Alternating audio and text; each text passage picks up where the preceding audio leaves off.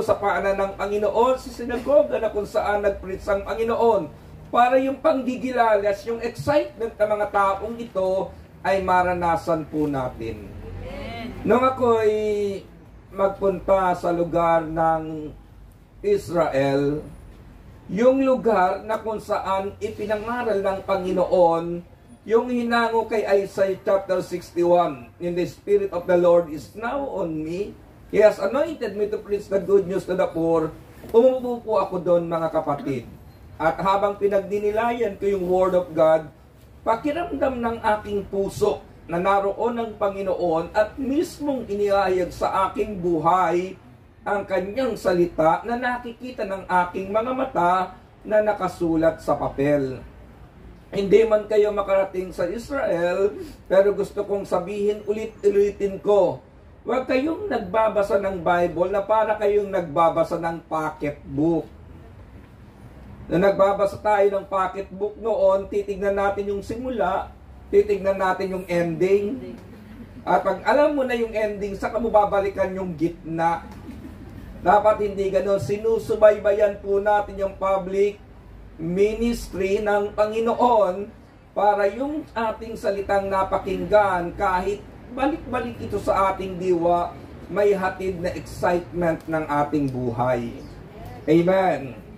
Una, mga kapatid, Jesus teaches with authority. Kasi yung mga tao na naroon, mga eskriba, mga pariseyong nag-share ng Word of God, hindi po nila maranasan yung kapangyarihan. Samantalang sa gospel natin ngayon, sinasabi dito, Christ's power and authority revealed through His teaching. Yung kapangyarihan ng Panginoon, yung kanyang authority, kanyang inihayag sa pamamagitan ng kanyang salita. Sabi ng preacher, yayaman ka. Ano ang sagot mo? Amen. Amen. Saan nagbuhat yan? Sa sinabi ba ng preacher o sa diwa ng salita ng Diyos? Saan hinugot ng preacher yung salita o diwa na yayaman ka? Sa Bible. Matthew chapter, sige, siyempre sa Bible. Pero ang tanong saan chapter? Ito yung mga kapatid. Matthew chapter 6 verse 33.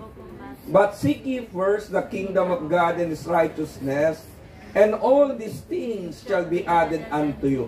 Yayaman ka kung uunahin mo ang katwiran ng Diyos. Kaya hindi po tapos yung salitang yayaman ka.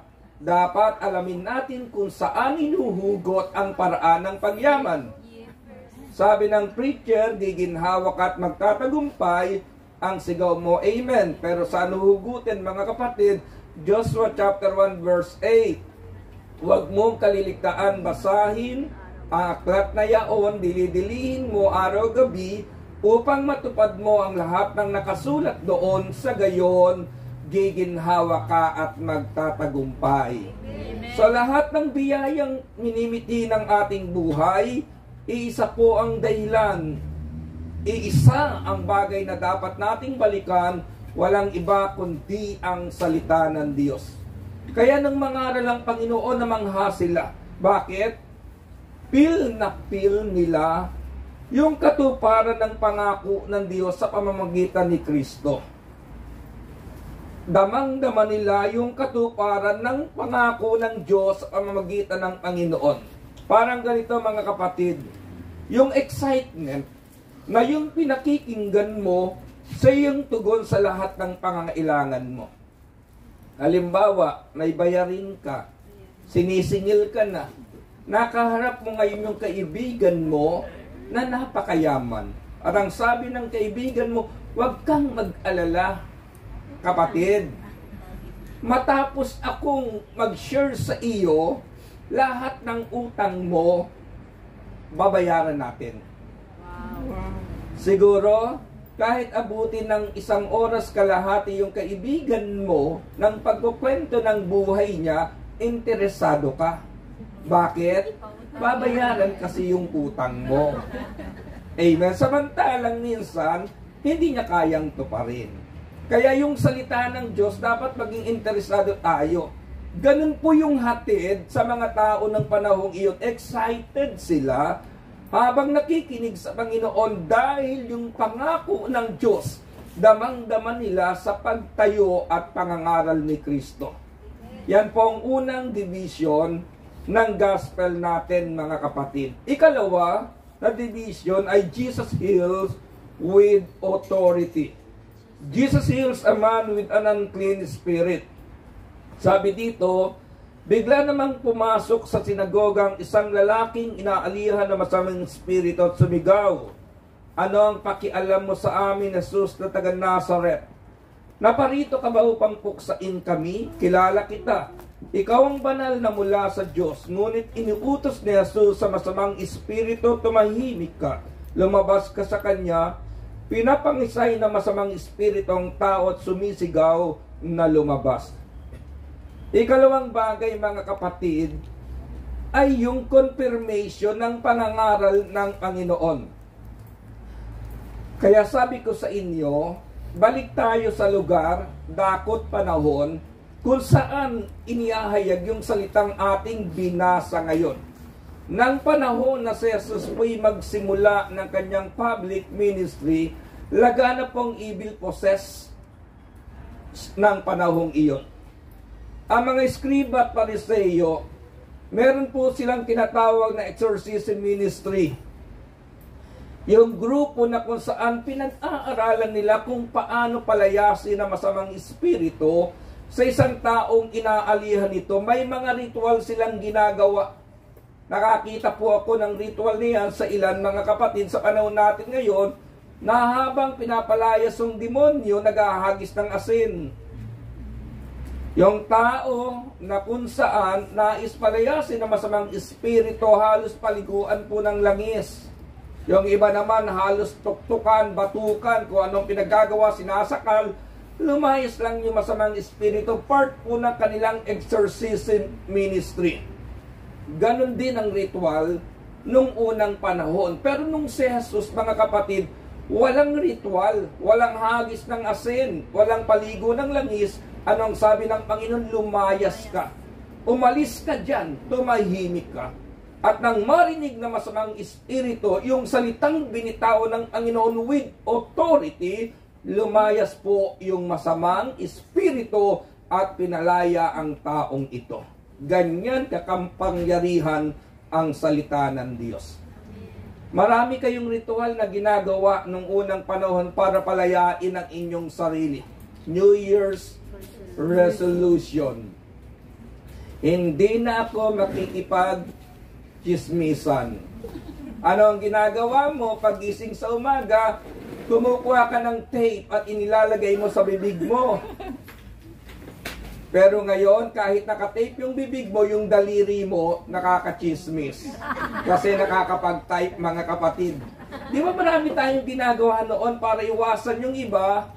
Anong ginagawa? Umiiwas sa pagkain para ma-diet yung kanyang sarili. Magpupunta sa lugar na wala siyang makain. Kaya pagbalik na yung gutom na gutom, pag bumalik naman, mga kapatid, mas matindi pa doon sa binalak kaninang pagkain. Hindi ganoon, mga kapatid, disiplina.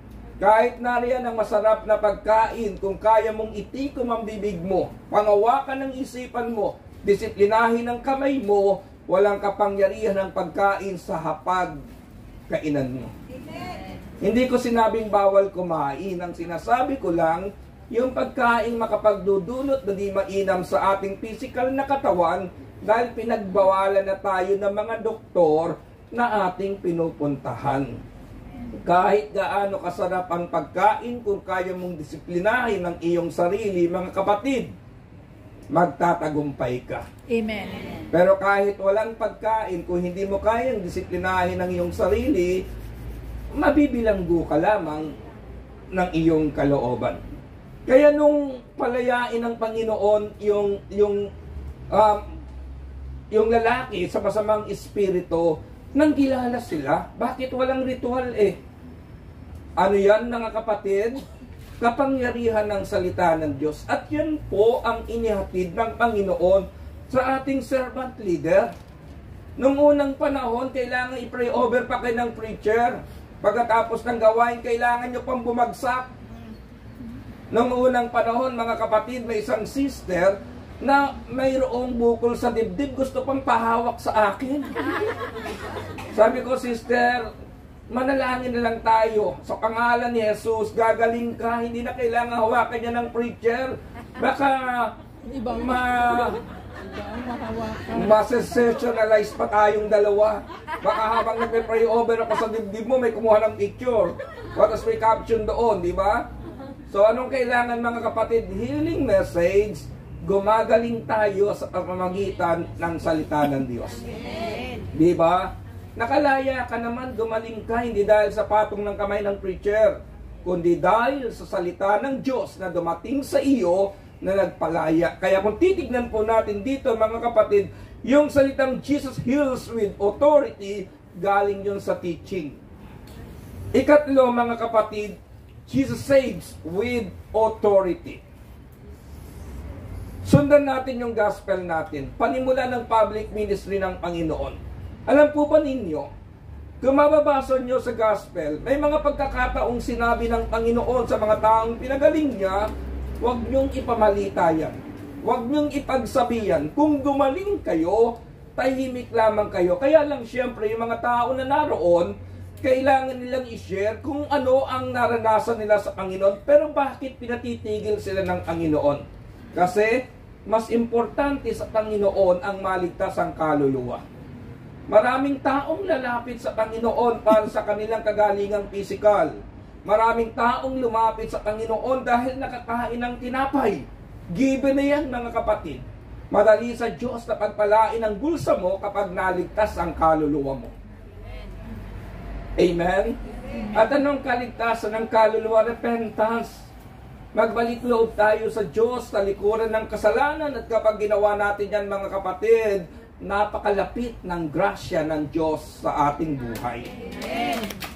Amen.